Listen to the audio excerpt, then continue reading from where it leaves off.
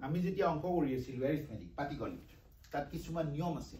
এই নিয়মবিলাক এতিয়া আমি বীজগণিতত ব্যৱহাৰ কৰিব পাৰিম নে নোৱাৰিম এটা কম ধৰি লোৱা তুমি 3 যোগ 4 এইটো কথা 4 যোগ 3 হয় একে কথা এটো ক্ৰম বিনিময় কৰা বুলি কয় মানে যেটো ক্ৰমত আছে হেতু কোনো দৰকাৰ নাই যেতিয়া আমি যোগ কৰি আছো একেই কথা 3 পূৰণ 4 এটো 4 পূৰণ 3 একে কথা 3 পূৰণ 4 ও 12 4 পূৰণ 3 ও 12 এটো যোগ আৰু বিয়োগত যোগ আৰু পূৰণত কি হয় ক্ৰম বিনিময় কৰিব পাৰা কোনটো ক্ৰমত লিখিছা 4 টো আগত লিখিছা 3 টো আগত লিখিছা একো তাৰ কাৰণে একো পাৰ্থক্য নাই এতিয়া যদি 3 এর জায়গায় যদি আমি x বুলি লিখো প্লাস চিহ্ন প্লাস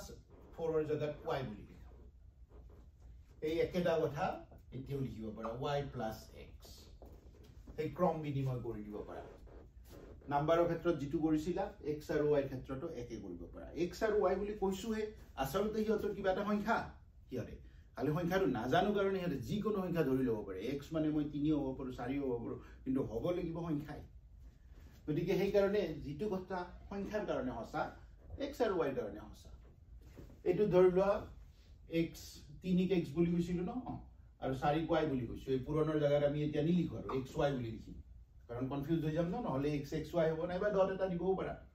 ইয়াত ডট এটা দিলেও কথা নাই নিদিলেও কথা নাই আৰু এইফালে y x যদি তুমি x এর জায়গাত a plus b বুলি লেখা a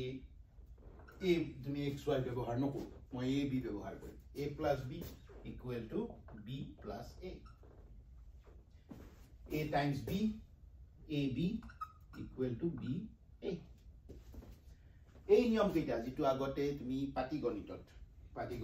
এৰিথমেটিক যিবিলাক সংখ্যা লৈ এইবিলাক আমি যোগ বিয়োগ পূৰণ হৰণ কৰিছিলো এখিনি পাটিগণিত বুলি কয় পাটিগণিতৰ যিবিলাক নিয়ম আছে সেইবিলাক নিয়ম ইয়াতো আমি এপ্লাই কৰিব পাৰো গতিকে বীজগণিতত যেতিয়া আমি কৰি থাকিম আগবাঢ়ি যাম x plus y দেখিলা a plus y দেখিলা তাক কেতিয়াবা আমি b plus a বুলিও লিখিব পাৰো গতিকে তেনেকুৱা বিলাক আহি থাকিব